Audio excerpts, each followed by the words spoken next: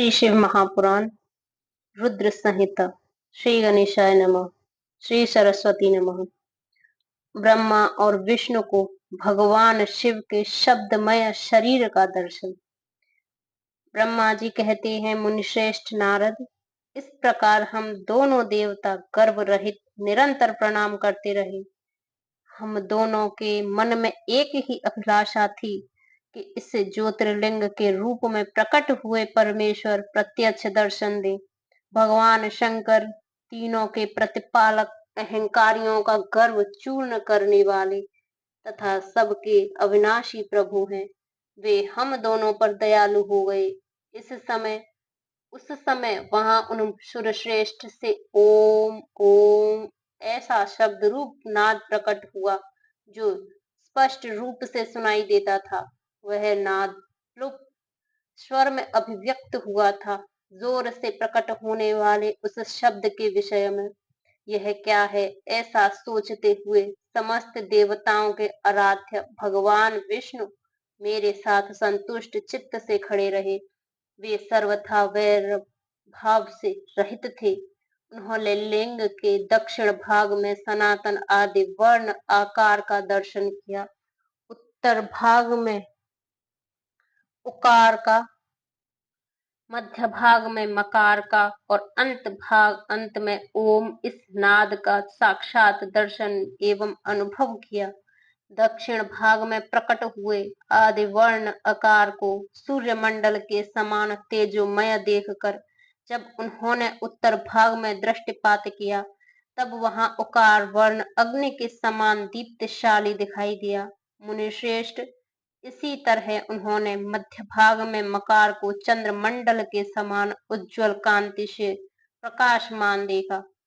तदंतर जब उसके ऊपर दृष्टि डाली, तब शुद्ध स्फटिक मणि के समान निर्मल प्रभा से युक्त, तुरीयातीत, अमल, निष्कल, निरूप द्रव्य, निर्द्वंद, अद्वितीय, शून्यमय ब्रह्मा और आभ्यंतर के भेद से रहित, ब्रह्मांतर भेद से युक्त, जगत के भीतर और बाहर स्वयं ही स्थित, आदि मध्य और अंत से रहित, आनंद के आदि कारण तथा सबके परम आश्रय, सत्य, आनंद एवं अमृत स्वरूप परम ब्रह्मा का साक्षात्कार किया।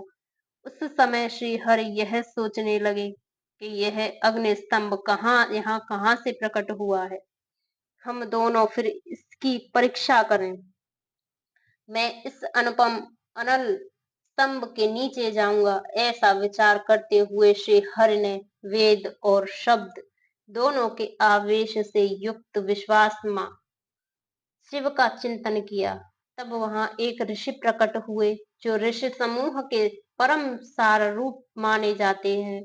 उन्हीं ऋषि के द्वारा परमेश्वर श्री विष्णु ने जाना कि इस शब्द ब्रह्ममय शरीर वाले परम लिंग के रूप में साक्षात परम ब्रह्म स्वरूप महादेव जी ही यहाँ प्रकट हुए हैं। ये चिंता रहित अथवा अचिंत्य रुद्र है, जहाँ जाकर मन सहित वाणी उसे प्राप्त किए बिना ही लौट आती है। उस परम ब्रह्म परमात्मा शिव का वाचक एकाक्षर प्रणव ही है। वे इसके वाच्य रूप से हैं।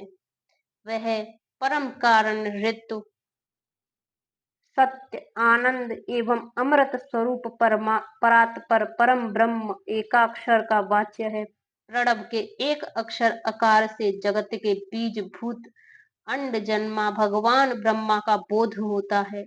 उसके दूसरे एक अक्षर उकार से परम कारण रूप श्री हरि का बोध होता है और तीसरे एक अक्षर मकार से भगवान नील लोहित शिव का ज्ञान होता है।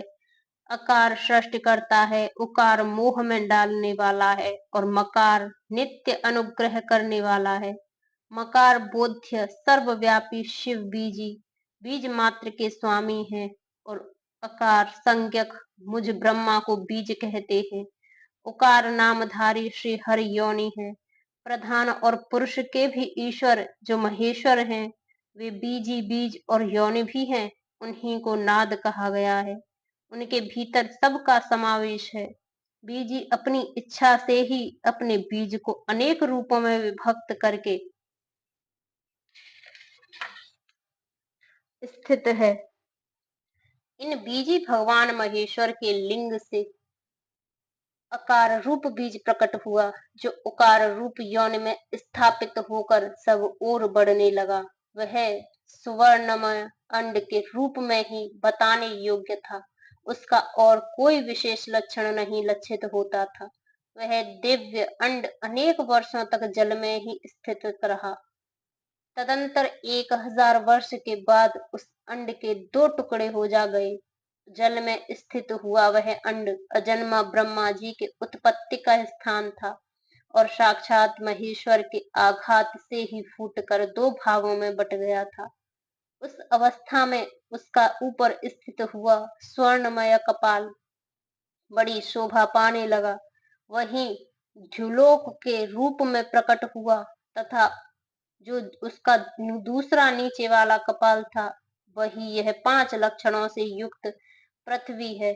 उस अंड से चतुर्मुख ब्रह्मा उत्पन्न हुए, जिनकी क संज्ञा है। वे समस्त लोकों के स्रष्टा हैं। इस प्रकार वे भगवान महेश्वर ही अ, उ और म इन त्रिविध रूपों में वर्णित हुए हैं। इसी अभिप्राय से उन ज्योतिर्लिंग स्वरूप सदाशिव ने ओम ओम ऐसा कहकर यह बात यजुर्वेद के श्रेष्ठ मंत्र कहते हैं। यजुर्वेद के श्रेष्ठ मंत्रों का यह कथन सुनकर ऋचाओं और साम मंत्रों ने भी हमसे आदर पूर्वक कहा, हे हरे, हे ब्रह्मा, यह बात ऐसी ही है। इस तरह देवेश्वर शिव को जानकर श्री हरि ने शक्ति संभूत मंत्रों द्वारा उत्तम एवं महान अभ्युदय से शोभित होने वाले उन महेश्वर देव का स्तवन किया। इसी बीच में मेरे साथ विश्व पालक भगवान विष्णु ने एक और भी अद्भुत एवं सुंदर रूप देखा। मुने वह रूप 5 मुखों और 10 भुजाओं से अलंकृत था। उसकी कांति कपूर्य के समान गौर थी। वह नाना प्रकार की जटाओं से छविमान और भांति भांति के आभूषणों से विभूषित था। उस परम उदार महापराक्रमी और महापुरुष के लक्षणों से संपन्न अत्यंत उत्कृष्ट रूप का दर्शन करके मैं और श्री हरि दोनों कृतार्थ हो गए। तत्पश्चात परमेश्वर भगवान महेश प्रसन्न हो अपने दिव्य शब्दमय रूप को प्रकट करके हंसते हुए खड़े हो गए। आकार उनका मस्तक और आकार ललाट। इस इकार दाहिना और इकार बायां नेत्र है। उकार को उनका दाहिना और ऊकार को बायां कान बताया जाता है। ऋकार उन परमेश्वर का दायां कपोल और ऋकार बायां। ल और र ये उनकी नासिका के दोनों छिद्र हैं। एकार उन सर्वव्यापी प्रभु का ऊपरी ओष्ठ है और एकार अधर। ओकार और ओकार ये दोनों क्रमशः उनकी ऊपर और नीचे की 2 दंत पंक्तियां हैं। अंग और अंग उन देवाधिदेव त्रिशूलधारी शिव के दोनों तालु हैं। क आदि 5 अक्षर उनके दाहिने 5 हाथ हैं और च आदि 5 अक्षर बाएं 5 हाथ। त आदि और त आदि 5 अक्षर उनके पैर हैं। पकार पेट है। फकार को दाहिना पार्श्व बताया जाता है और बकार को बायां पार्श्व। भकार को कंधा कहते हैं। मकार उन योगी महादेव शंभु का हृदय है। य से लेकर श तक 7 अक्षर सर्वव्यापी शिव के शब्दमय शरीर की 7 धातुएं हैं। हकार उनकी नाभि है और छकार उनकी मेड़ मूत्रेंद्रिय कहा गया है। इस प्रकार निर्गुण और गुण स्वरूप परमात्मा के शब्दमय रूप को भगवती उमा के साथ देखकर मैं और श्री हरि दोनों कृतार्थ हो गए। इस तरह शब्द ब्रह्ममय शरीर राधारी महेश्वर शिव का दर्शन पाकर मेरे साथ श्री हरि ने उन्हें प्रणाम किया और पुनः ऊपर की ओर देखा। उस समय उन्हें 5 कलाओं से युक्त ओंकार जनित मंत्र का साक्षात्कार हुआ।